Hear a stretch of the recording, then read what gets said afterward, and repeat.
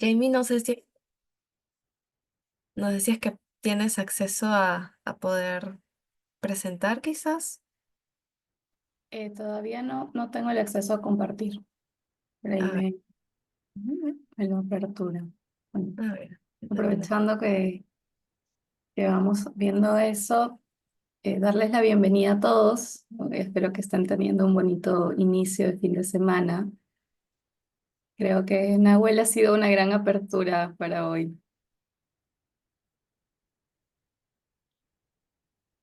Bien, a ver. Igual y para ir presentando, la siguiente ponencia va a estar a cargo de la psicóloga Jamie Oyarce. Ella igual tiene amplio conocimiento en lo que son las terapias contextuales. Ella es especialista en la terapia de aceptación y compromiso. Tiene especialización en la terapia dialéctica conductual de DBT por contexto.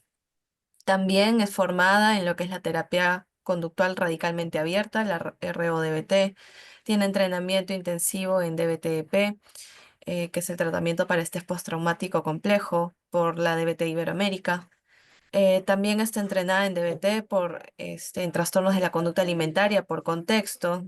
También tiene entrenamiento en el modelo Maudsley por DBT Iberoamérica. eh, Entrenada también en habilidades clínicas y abordaje del abuso de sustancias de BT-SUT. También entrenamiento de protocolo de activación conductual para la depresión, que es justamente el tema que nos va a capacitar el día de hoy. Está entrenada en protocolo de suicidio y protocolo del RAM.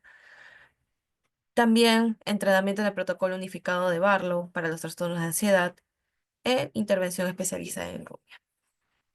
Bien, Jamie. Entonces, todavía no compartes el acceso, ¿verdad? Gracias, Clau. Ya tengo la opción de poder Sí. compartir. Sí. Perfecto. Antes de iniciar con el tema de hoy, utilizando un poquito el tema que tocó Nahuel, yo los invito a tener esta apertura radical a todos, a todas, de poder quizá tener la cámara prendida en la medida de lo posible. Creo que eso permite que estemos más presentes o más conectados. Está bien si no estamos en un espacio específico y sentados, quizá como todos desearíamos, pero por allí siempre es un poquito más beneficioso y nos invita a estar más conectados a lo que vamos a ver hoy. Tenemos una jornada larguita, pero bastante valiosa, entonces espero que lo que yo pueda compartirles también sea de beneficio y de suma al conocimiento de cada uno. Y al mismo tiempo también que pueda generar esa curiosidad para los que son ya sea estudiantes de alguna carrera de salud mental o profesionales ya de las carreras de salud mental, pues pueda generar esa curiosidad en seguir preparándose, en seguir indagando y conociendo más de este tipo de terapias para que justamente pueda tener mayor eficacia en la intervención con sus consultantes, ¿no? Hoy vamos a hablar un poquito sobre la programación, si no me equivoco, están en las redes sociales de Sentidos, por ahí. Igual y ahorita se las paso. Sí, sí, sí. Lo que vamos a ver hoy es el tratamiento de activación conductual para la depresión.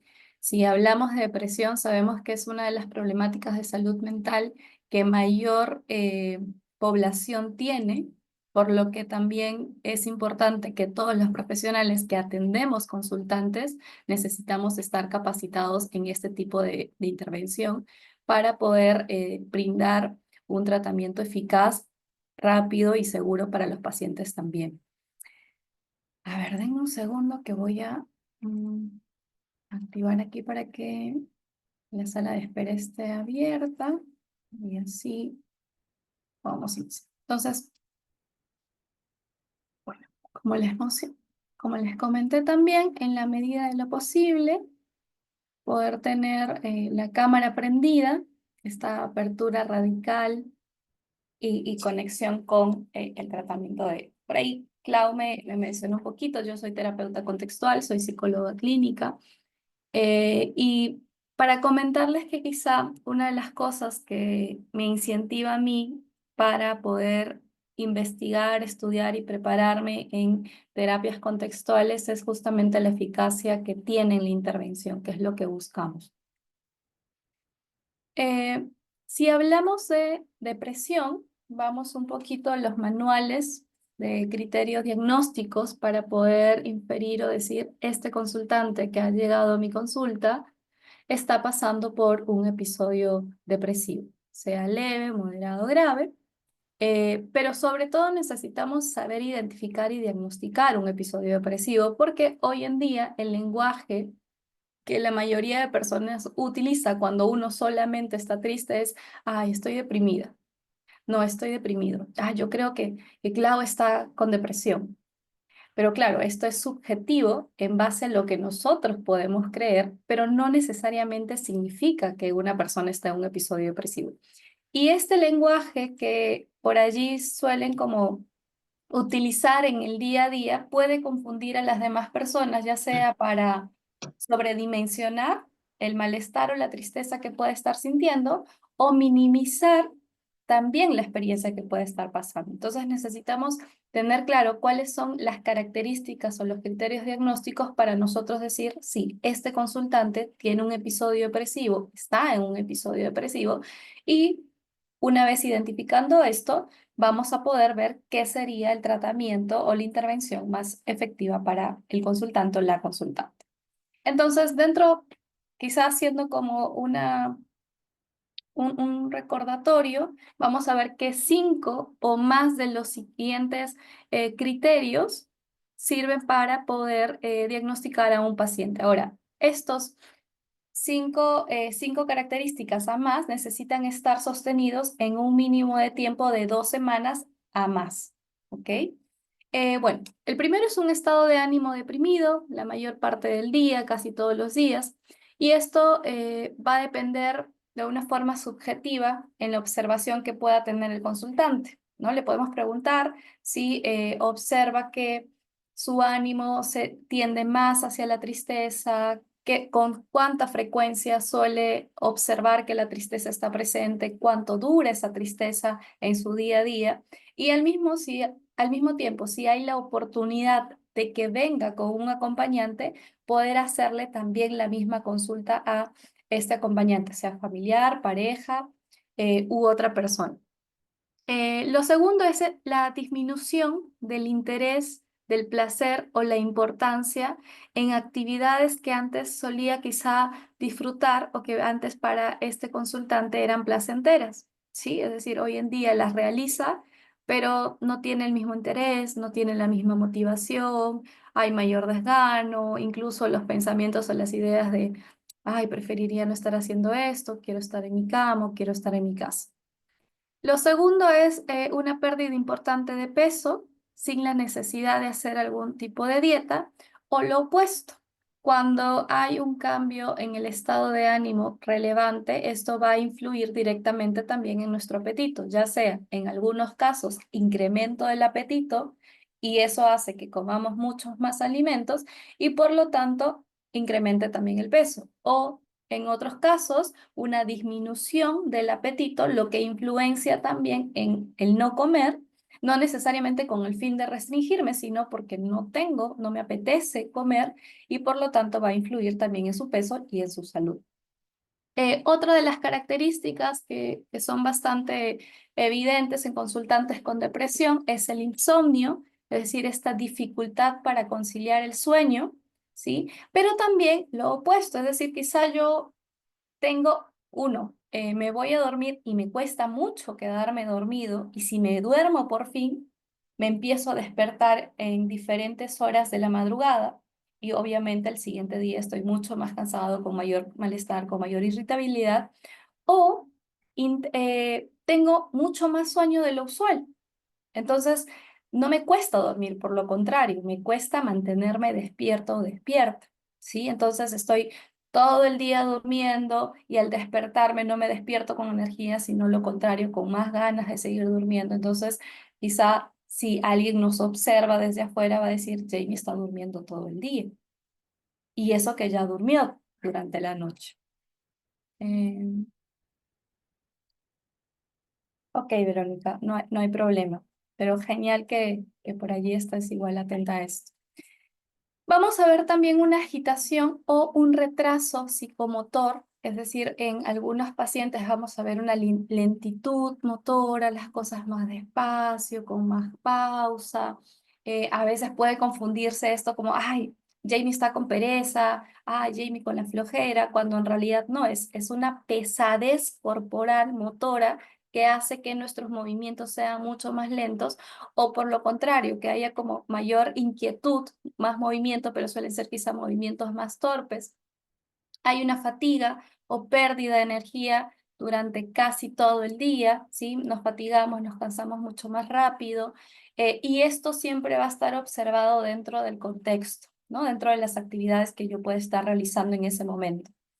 Sentimientos, ideas de inutilidad, es decir, yo no soy capaz, soy inútil, yo no puedo, soy inservible, o mucho sentimiento de culpa también, de forma excesiva o que no está justificada, es decir, no he hecho nada que justifique que sienta culpa, pero yo asumo que por mi culpa todos van a estar mal, si yo no existiera, quizá mi mamá ya no se preocuparía por mí, no estaría haciendo tantos gastos con el psicólogo, con el psiquiatra, y todo se centra mucho en yo soy un gran problema para los demás.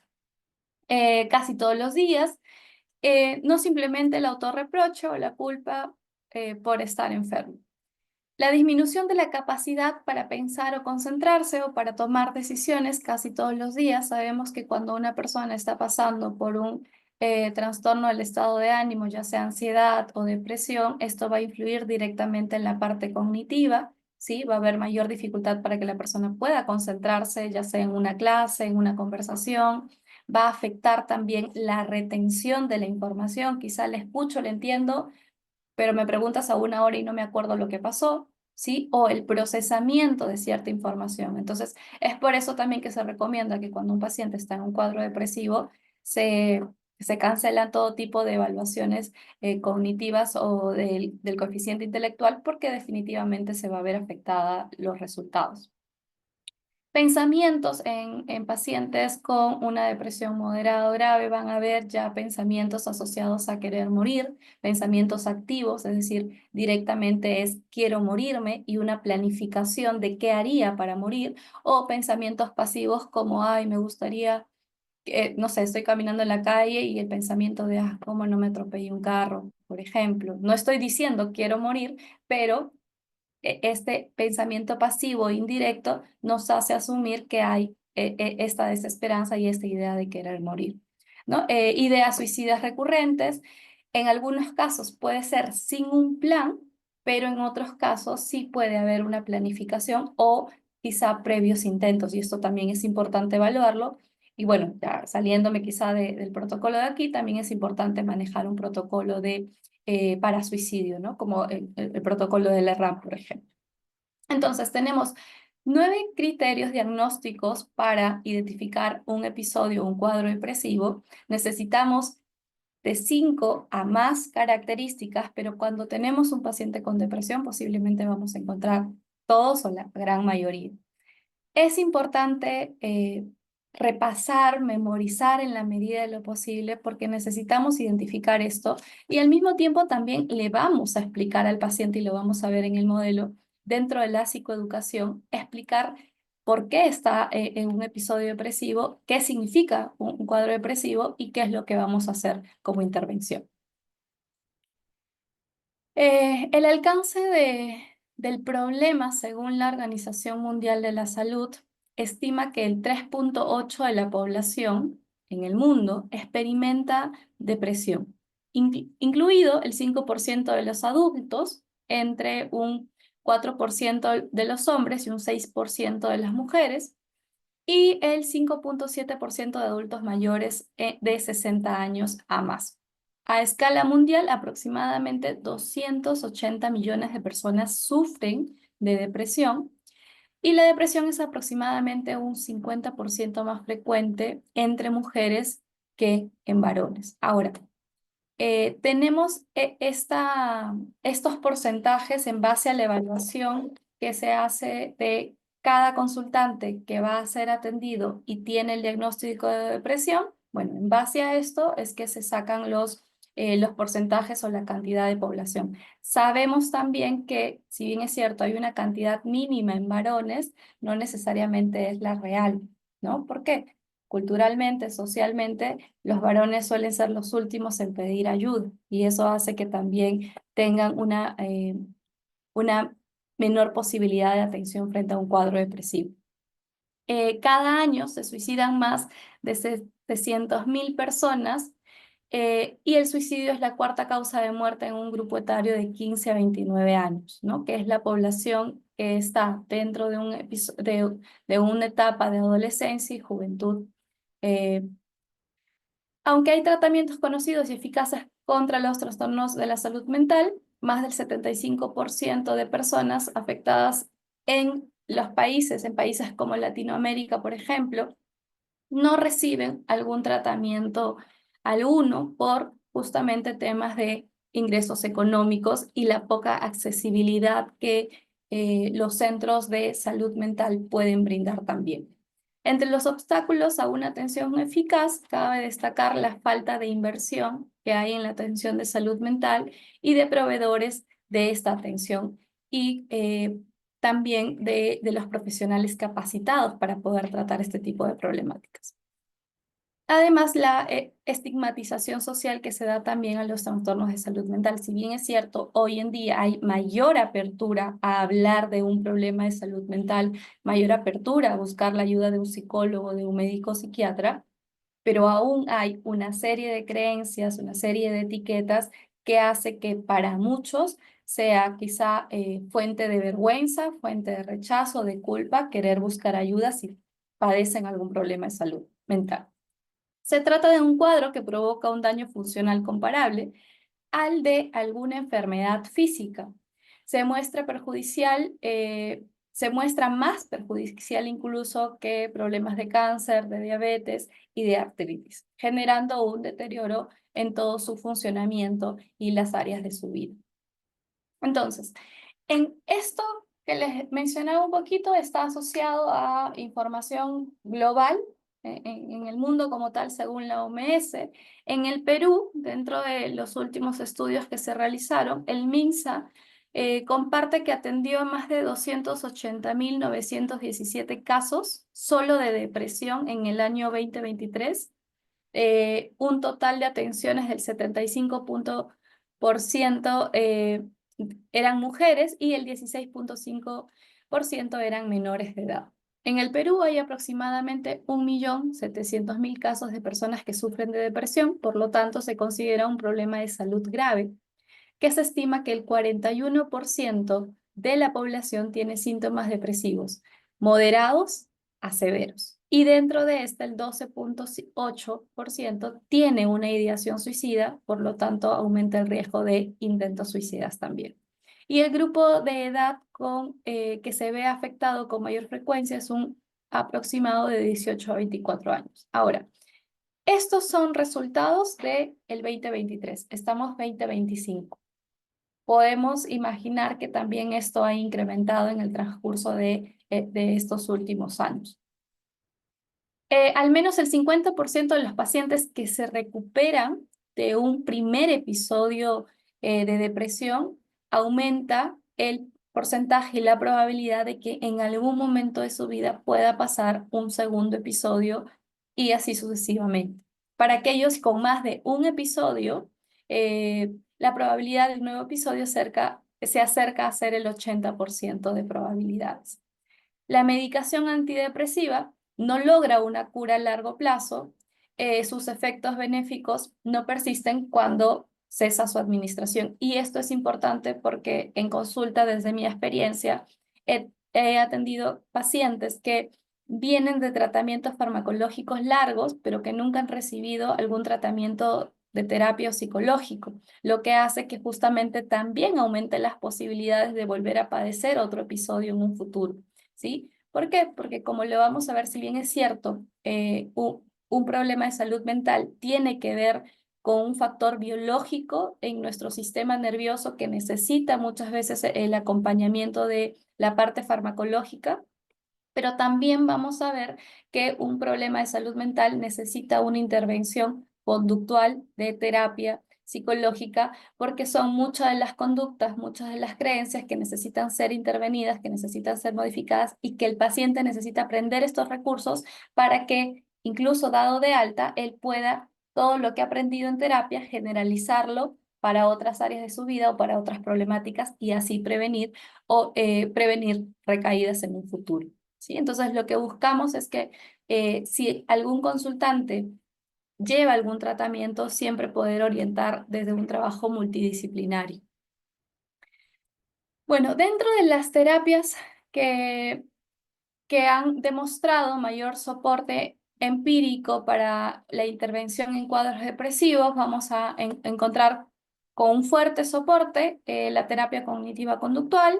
Está la terapia de activación conductual, que es lo que vamos a ver hoy, el sistema de análisis cognitivo-conductual en psicoterapia, la terapia interpersonal, terapia de resolución de problemas, terapia de automanejo, autocontrol, y un soporte empírico moderado, bueno, la terapia de aceptación y compromiso, la terapia conductual de pareja, la terapia enfocada en emociones, la terapia de reminiscencia y revisión vital, terapia de autosistema y terapia psicodinámica breve. ¿Sí? Entonces nosotros vamos a buscar, y una de las cosas que brinda este protocolo de activación conductual es justamente que brinde una intervención con una explicación sencilla, rápida y de bajo costo. ¿Sí? ¿Por qué? Porque estamos en un país y quizá dentro de la Latinoamérica, como lo leí hace un ratito, no tenemos tantos recursos para poder, o no todos los consultantes tienen estos recursos para recibir una terapia o una intervención de mediano a largo plazo. Entonces necesitamos algo que sea sencillo de entender, porque no todos los consultantes con depresión tienen el mismo nivel cognitivo, y al mismo tiempo necesitamos que sea rápido para prevenir que esto siga escalando y que pueda llegar a un riesgo suicida o intento suicida. Eh, Lewinson, que es uno de los, de los psicólogos que propone las terapias para la depresión, y es uno de los que conceptualiza la depresión como asociada a una reducción de eventos agradables y un incremento de interacciones personales, ambientales desagradables. ¿Sí? Entonces, Lewinson nos habla un poquito que una persona que está en un episodio, un cuadro depresivo, también está en una reducción de de eventos, situaciones y de conexión interpersonal agradable o valiosa para él. Es decir, está quizá con menos refuerzos positivos, pero al mismo tiempo está quizá en un ambiente con un incremento de eventos, situaciones, estresores o cierto ambiente desagradable que sostiene el malestar y lo intensifica. ¿Ok? Bueno, entonces la terapia conductual de la depresión, de acuerdo a los primeros teóricos, nos menciona un poquito que la depresión se desarrolla y se mantiene cuando el refuerzo de la conducta saludable no es inmediato y es inconsistente. ¿Sí? Es decir, cuando nosotros hacemos actividades, suelen haber consecuencias, suelen haber resultados. Y esos resultados pueden ser factores que refuercen mi conducta o que la castiguen. Por ejemplo, em, no sé, yo ahorita, a ver, déjame que cierro esto. Para los que quizá manejamos un poquito esta parte de refuerzos positivos, refuerzos negativos, castigos negativos, imagínense que yo ahorita estoy dando esta capacitación. Y a todos, bueno, siento que estoy dando la mejor capacitación de mi vida, estoy con muy buen ánimo, tengo una sonrisa de oreja a oreja y tengo la mejor disposición para brindarles la atención a ustedes. Y digamos que termina esta charla de hoy y a diferencia de Nahuel, que por ahí le mandaron corazoncitos, que le escribieron, oye, muchas gracias, excelente charla y le hicieron preguntas, a mí nadie me pregunta. ¿Sí? Nadie me pregunta, nadie me manda corazoncitos, quizá Claudia tampoco me dice gracias y pasa a la siguiente ponente. Eh, ¿Cómo creen que me sentiré yo? O más o menos, ¿qué creen que pasará conmigo después de salir de la sesión? Sin haber recibido ni una pregunta, ningún likecito. ¿Qué creen? Por ahí lo pueden escribir en el chat. ¿Saldré motivada a dar una siguiente charla? Desánimo, ¿verdad? ¿Qué más? Probablemente no voy a querer tener, la posibilidad va a disminuir de que yo quiera volver a dar una charla de este tema, quizá también. Entonces, cuando una persona tiene una conducta que le genera cierto esfuerzo, pero aún así la realiza y no hay algún resultado, esto suele generar un impacto en nuestro estado de ánimo, en nuestras ideas y creencias también. Y si esto, digamos que ya, hoy tengo la charla y digamos que en la tarde tengo otra charla, pero me pasa lo mismo. Entonces, cuando hay una conducta que no recibe un refuerzo y esto se repite en el tiempo, lo probable es que yo deje de dar charlas y que esto afecte también, no sé, en mi confianza, en la confianza de lo capaz que puedo ser como terapeuta. Entonces, lo que estos ponentes nos mencionan un poquito es algo similar a lo que yo les mencionaba. El refuerzo de la conducta saludable, es decir, el refuerzo de darme likecitos, corazoncitos, preguntas a esta conducta de yo ser ponente, no es inmediato. Nadie me lo da. Y quizá Claudia mañana en la noche me dice, oye, Jamie, gracias por tu charla.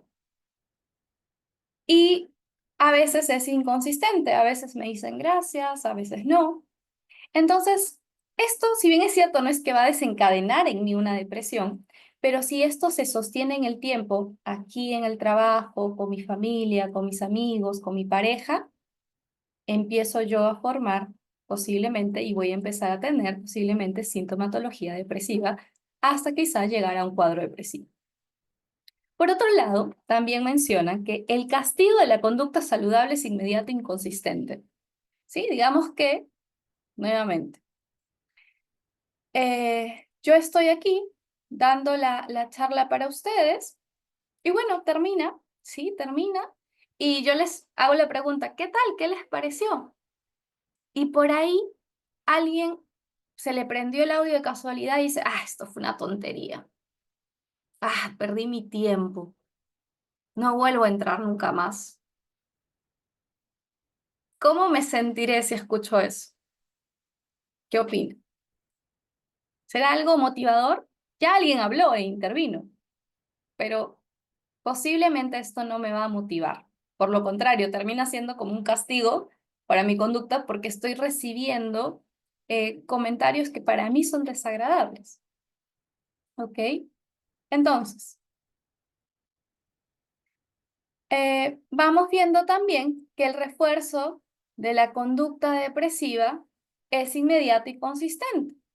Entonces, quizá yo termino la charla de hoy, por ahí nadie preguntó, nadie me mandó corazoncitos, y por lo contrario, escuché que alguien decía, perdí mi tiempo con Jamie, no vuelvo a verla, qué sé yo. Y bueno, obviamente esto me va a desanimar, quizá me voy a sentir triste, no voy a querer moverme de la cama, me acuesto, viene mi esposo y me dice, ¿qué pasó? Tranquila, yo te acompaño. Te puedes quedar aquí en la cama, yo te traigo la comida. Y me da mucho afecto, ¿sí? Es decir, esta conducta que la mencionan como conducta depresiva, quizá puede ser mi desánimo, mi querer quedarme en la cama y no moverme ni hacer nada, esta pasividad en acción, viene y obtengo algo valioso, que es que me apapachen, que me traigan comida. Y eso quizás es hoy, pero mañana digamos que todavía me siento así. Entonces viene mañana mi mamá de visita y hace lo mismo. Ay, pobrecita Jamie, no le fue bien. No te preocupes, no tienes que levantarte. Yo hago las cosas, te ayudo en las cosas de tu casa. Y así sucesivamente, ¿sí? Entonces, mi ambiente, sin darse cuenta, está reforzando ciertas conductas en mí. Ahora, claro, está bueno que también nos den cierto soporte emocional y nos apoyen, pero también es importante invitarnos a movernos a ciertas acciones, ¿ok? Pero Con esta parte lo que se busca identificar un poquito, lo que estoy compartiendo. Con esta parte lo que se busca identificar es justamente cómo una conducta o diferentes criterios asociados a la depresión se pueden sostener en el tiempo. Eh, entonces, una persona que está en un episodio depresivo, vamos a ver que van a haber conductas que empiezan a disminuir o que desaparecen. Por ejemplo, yo dejo de, me invitan a una charla y a veces ya no acepto tanto, entonces empieza a disminuir hasta un punto en el que digo, no, nunca más voy a dar charlas. Y digamos que esto para mí es valioso, es importante. Entonces, pero justamente por la experiencia que he pasado, empieza a disminuir y desaparece. Pero empiezan a aumentar una serie de conductas, como la evitación, el quedarme más tiempo en mi cama, el no querer ir a reuniones con amigos que también son psicólogos, porque quizá tengo vergüenza de que vayan a hablar de lo que me pasó en la charla de hoy. Entonces empieza a aparecer una serie de conductas, quizá de evitación, de desgano, etcétera, y empiezan a disminuir y desaparecen conductas que son valiosas o que me conectaban con experiencias importantes para mí. Es difícil asegurar qué cosa causa la depresión, porque pueden ser diferentes eventos en la vida de una persona que están activando hoy en día un episodio depresivo. Pueden ser experiencias traumáticas, puede ser desde un tema de violencia física, violencia psicológica, violencia sexual, algún robo, alguna situación donde mi vida haya estado en riesgo, que puede desencadenar un cuadro depresivo. También puede ser un cambio vital significativo, el mudarme a otro país, el mudarme a otra ciudad, el cambiarme de colegio, ¿sí? Puede haber también una predisposición genética que sumada a estresores o a situaciones en mi ambiente desencadene.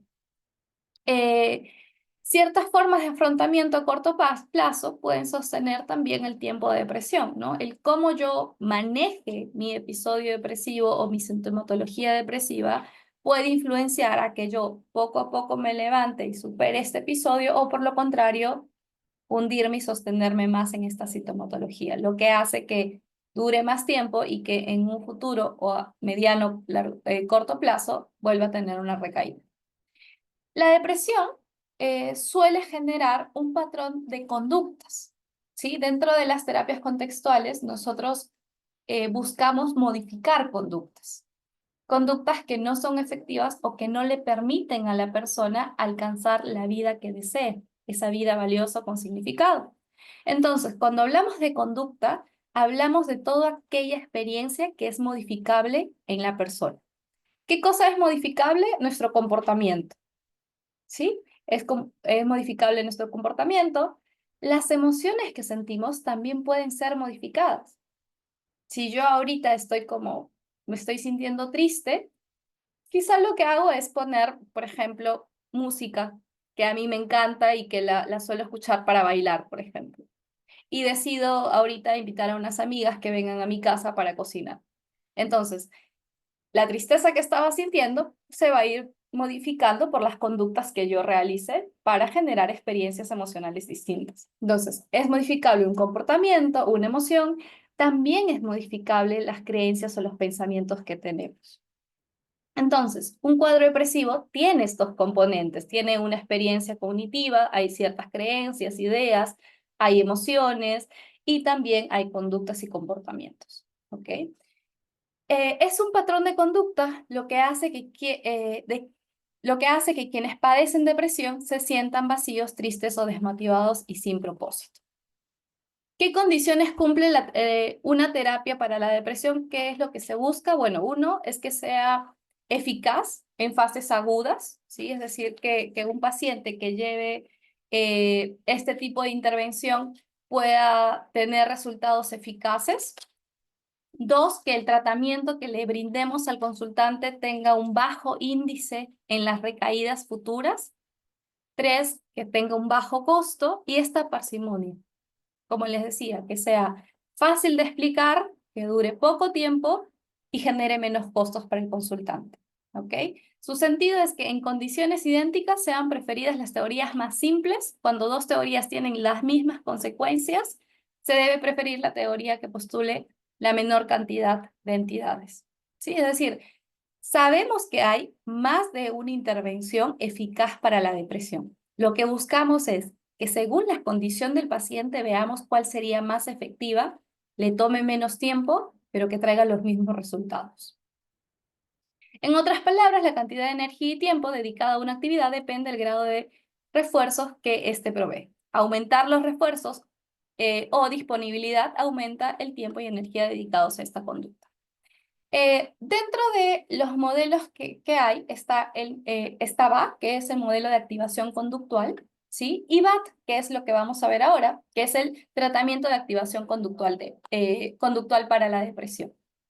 Tienen las mismas raíces teóricas, tienen el mismo abordaje funcional ideográfico, trabaja también, tiene un trabajo focalizado en valores personales, busca también un cambio de afuera hacia adentro, ¿sí? Y elementos comunes de intervención.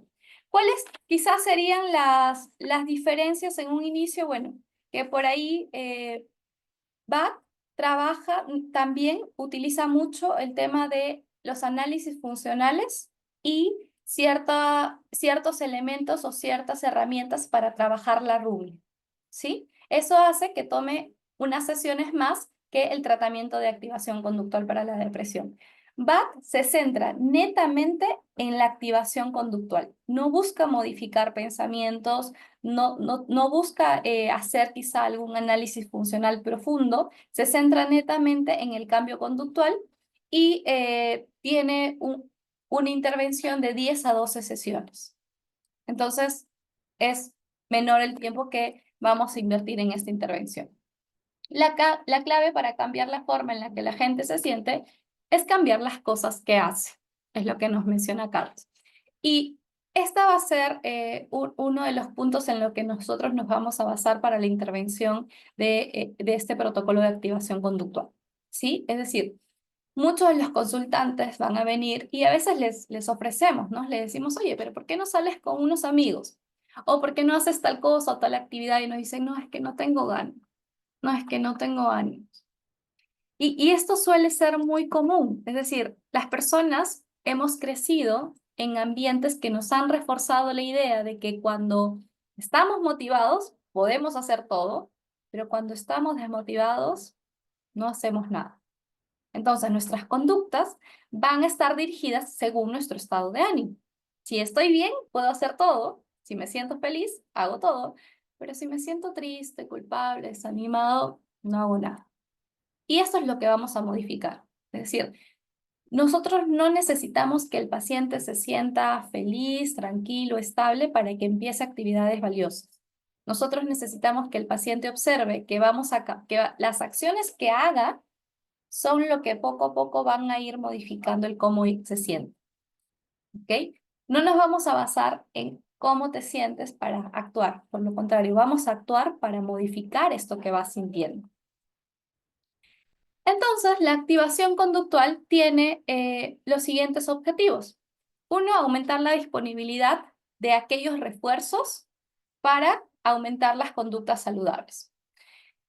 Ayudar al paciente a reconocer el efecto de la conducta en el ambiente y en su estado en su estado de ánimo. Es decir, el paciente necesita reconocer cómo cierta conducta en ambiente de la familia, en el ambiente del trabajo, en el ambiente, no sé, deportivo, va a influenciar y también va a influenciar en su estado de ánimo. Vamos a buscar que el paciente alinee, es decir, que sus conductas estén en línea con aquello que es valioso y significativo para el paciente. Y en base a esto valioso e importante en la vida del paciente, vamos a construir metas. Vamos a construir metas, pasitos, objetivos que nos conecte a las conductas y nos conecte a esto valioso.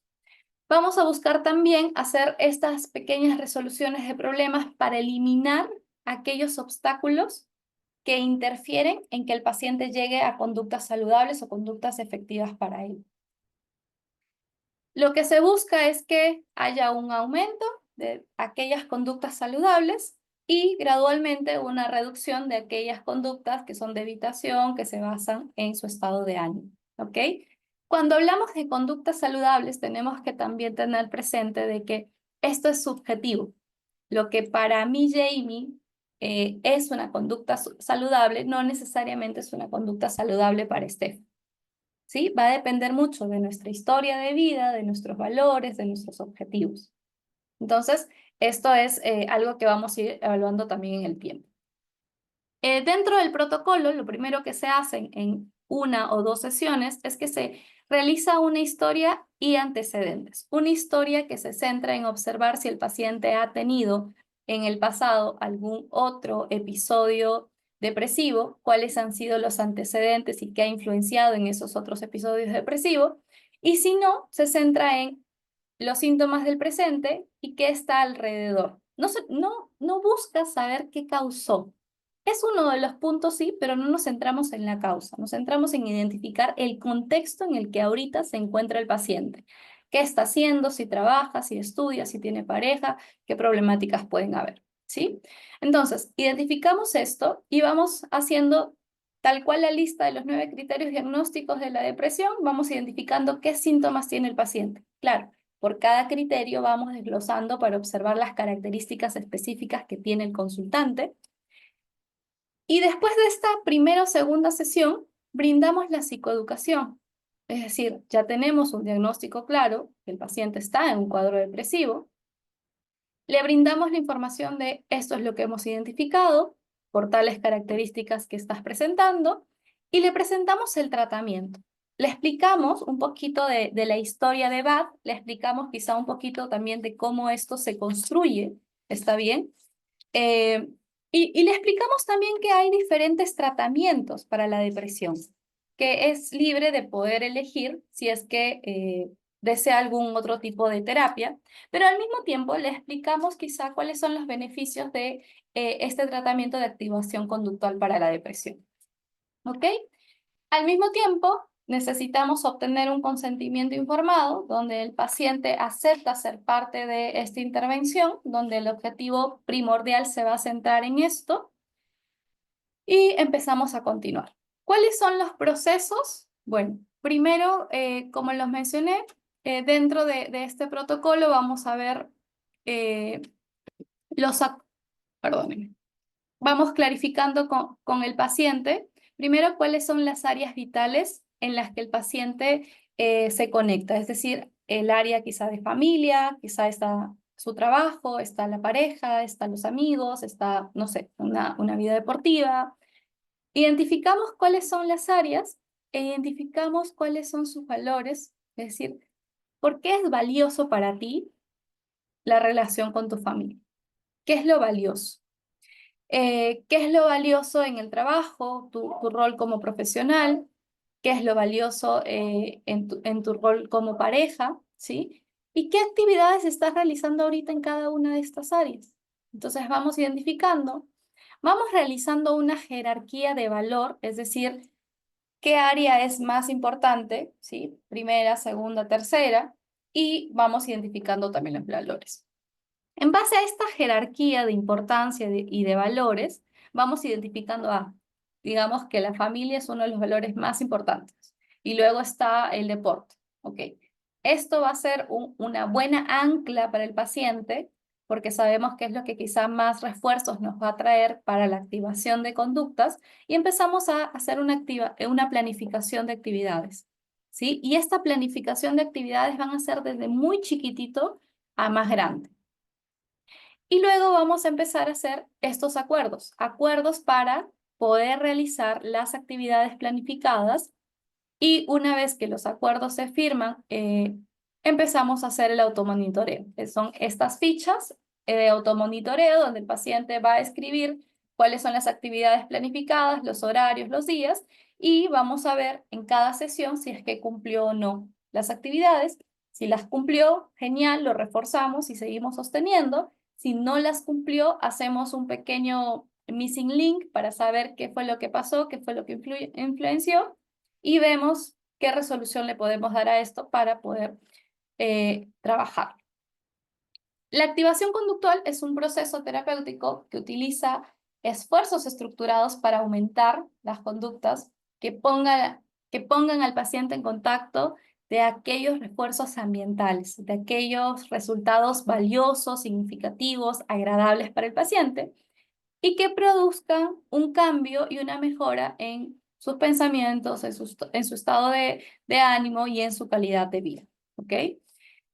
Eh, Algo que va a ser importante en el automonitoreo, ¿sí? Que vamos a ir dejando en el paciente. Uno es que necesitamos que sea breve, ¿sí? ¿En qué sentido? Por ejemplo, yo tengo una consultante que ella siempre siempre ha hecho atletismo, siempre ha corrido, eh, por ahí ha llegado a maratones de 20K, de 10K, entonces para ella esto es pan comido, ¿sí? Sin embargo, por diferentes situaciones en su contexto, entra en un cuadro depresivo y empezó a intentar salir a correr, a hacerse estas maratones de 5 o 10K, pero no llegaba ni siquiera a uno. Y esto incrementaba más el malestar, la culpa, la vergüenza. Entonces, una de las cosas que nosotros vimos es que necesitamos reducir la tarea y que poco a poco vaya incrementando, ¿sí? ¿Cuál fue la primera indicación? Bueno, solo darle una vuelta al parque que estaba cerca a su casa. Y de esa vuelta, ir a un...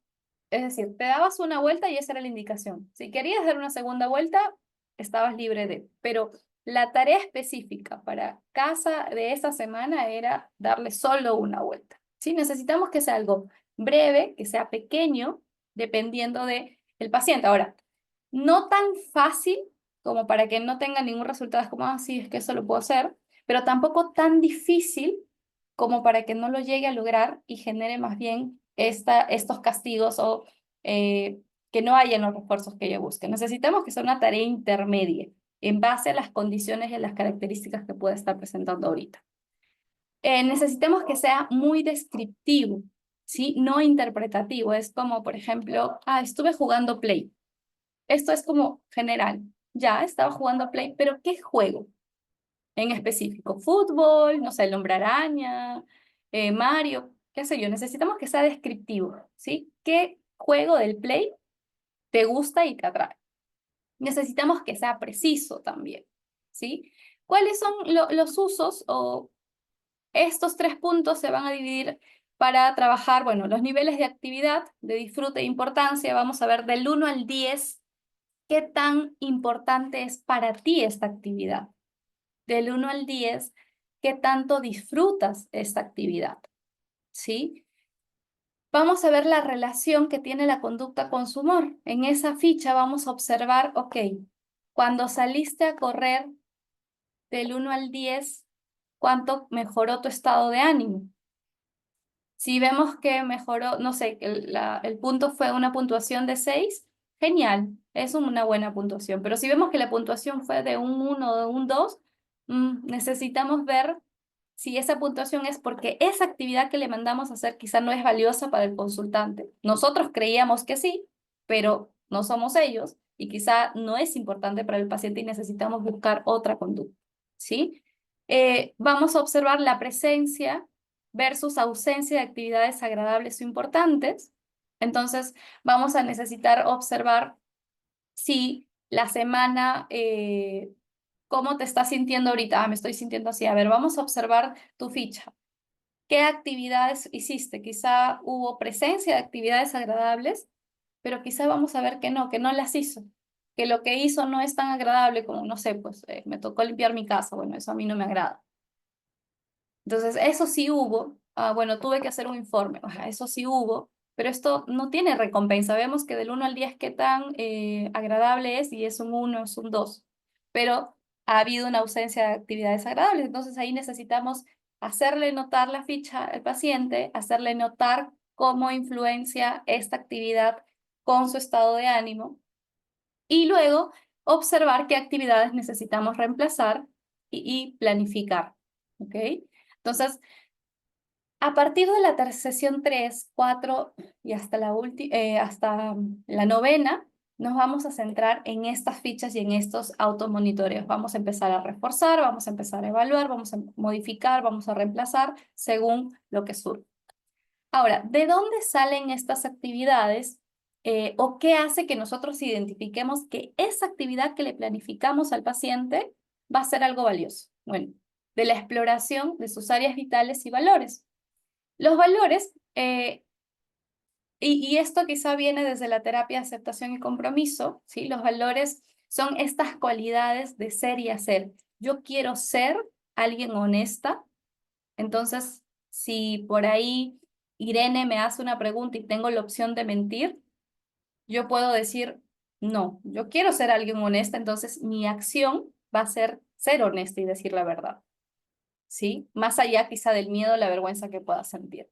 Entonces, los valores son aquellas conductas, características que yo quiero tener porque considero que son importantes y valiosas para mí en el área de familia, en el área de pareja, en el área profesional, en el área académica. Es un ideal respecto a la persona que quiero ser y la vida que quiero vivir. Los valores son cosas que las personas pueden hacer, no que esperan de los demás. Y esto también es importante, ¿ok? Que los valores son míos, no necesariamente los voy a compartir o que las otras personas van a compartir los mismos valores que yo. Y los valores van a promover las conductas reforzantes. Para aumentar un poquito, bueno, la confección de jerarquías que se va a hacer en base a esto valioso y las actividades que puedan salir de ahí es seleccionar actividades en un grado creciente, ¿no? De menos a más, de más fácil a más difícil, para que poco a poco se vayan desenvolviendo y desarrollando. Acciones que se ajustan a los valores elegidos necesitamos que sean observables, es decir, que el otro lo pueda observar, que yo, terapeuta, pueda observar, que pueda medir y en esta medida, como les mencionaba, podemos hacer del 1 al 10, del 0 al 100, qué tan importante, qué tan no importante es, y necesitamos hacerlo con partes pequeñas en la medida de lo posible, ¿no? El éxito inicial en actividades pequeñas aumenta que el paciente se sienta con confianza de que sí puede lograrlo, que haya mayor adherencia al tratamiento y la disposición para actividades más desafiantes en un futuro. La planificación necesita tener un día, una hora, una frecuencia y una duración, ¿sí? Necesitamos ver qué refuerzos, anticiparnos a cuáles son los refuerzos que van a haber, cuál es la especificidad que necesitamos tener presente y las tareas graduales que poco a poco se van a ir incrementando cada sesión. Este es, por ejemplo, un ejemplo de lo que se vería en una ficha de automonitoreo. Acá está la hora, aquí está la actividad, aquí está del 1 al 10 cuánto disfruté y del 1 al 10 qué tan importante es para mí. ¿Ok? Entonces, vamos monitoreando cada conducta en la medida de lo posible. Sí necesitamos que el paciente tenga su ficha para todos lados para que no olvide. ¿Está bien? Los acuerdos van a estar relacionados a los usos, es decir, el paciente puede llevar el tratamiento solo sí, pero también podemos ver si hay algunas personas significativas que puedan ser útiles para ayudarnos a la realización de las actividades o a moverse en las actividades, que a veces suele ser una de las cosas que más cuestan los consultantes. A pedir ayuda de forma efectiva. Necesitamos hacer este acuerdo, un poquito lo que mencionaba Nahuel, quizá con el coaching telefónico. Necesitamos comunicarles que tienen que pedir ayuda, ya sea a nosotros o a esta persona que pueden haber elegido. Fomentar la independencia a mediano y largo plazo, que es lo que buscamos para cualquier consultante. Y el trabajo sobre acuerdos es necesario, ¿no? Que las actividades sobre cuál se va a buscar ayuda, qué persona va a ser, de qué manera nos puede ayudar esta persona, cómo se puede ayudar y el pedido concreto de incluir qué es lo que queremos lograr y cómo esta persona que ingresa al tratamiento nos puede ayudar a lograr ese objetivo. Entonces, este es como un pequeño ejemplo del acuerdo que sería con la otra persona. Dificultades que puedan aparecer por allí en el camino es, por ejemplo, que lleguen las sesiones y lo vamos a ver, es que los pacientes no hicieron la tarea y este es un cuadrito que nos indica un poquito qué camino tomar, ¿no? Si, por ejemplo, no hizo la tarea porque se olvidó, si la respuesta es sí, entonces necesitamos hacer un control de estímulos. ¿De qué manera podrías recordarte en hacer la tarea? Poner alarmas, poner recordatorios en el celular, que alguien más nos ayude, etcétera. Si la persona es, no, no me olvidé, sí sabía, entonces es observar si esa actividad era placentera o no para el paciente y qué tan motivadora era para el paciente. Si quizá la interferencia era que la tarea era más difícil de lo que quizá esperábamos o nos anticipábamos en la sesión, si fue así, necesitamos hacer acuerdos para poder sostenerlas o cierta modificación de estas, ¿sí? Eh, bueno, y la tercera etapa, ya en las últimas sesiones, porque para esto esperamos que parte de este protocolo de activación conductual poco a poco en el contacto de refuerzos y de resultados beneficiosos para el paciente vaya generando su estado de ánimo y vaya sosteniendo y llevando una estabilidad, es el mantenimiento. Explicarle al paciente lo importante de la generalización, que estas actividades valiosas que has ido haciendo y que te han ayudado, necesitamos ir sosteniéndolas en el tiempo y encontrar un balance entre aquello que puede ser un estresor, pero también aquello que puede ser valioso para ti. Identificar qué situaciones te ponen en riesgo y que te ponen más vulnerable a tener alguna recaída, ¿sí? Para poder prevenirlas o anticiparnos o ver qué plan hago, si es que esto sí o sí me va a pasar, bueno, qué necesito tener a la par para sostenerme y hacer un balance. Y generar un plan de afrontamiento post-tratamiento. Entonces, allí terminaríamos con un poquito el resumen que he intentado hacer para todos y todas. Espero que esto haya sido de beneficio, de cierta apertura también para buscar aprender un poquito más sobre este protocolo. Bien, buenísimo. Muchísimas gracias, Jamie. Creo que ha estado bastante resumido porque igual es un protocolo que, bueno, en una hora a veces queda un poco corto, pero creo que ha estado bastante entendible. Bien. Igual y estamos con el tiempo bastante justo. No sé si es que por ahí está Alicia. No la veo. Si no, si es que tuvieran alguna pregunta, quizás. Feliz. Oh, ya. Bien, Yo, perfecto.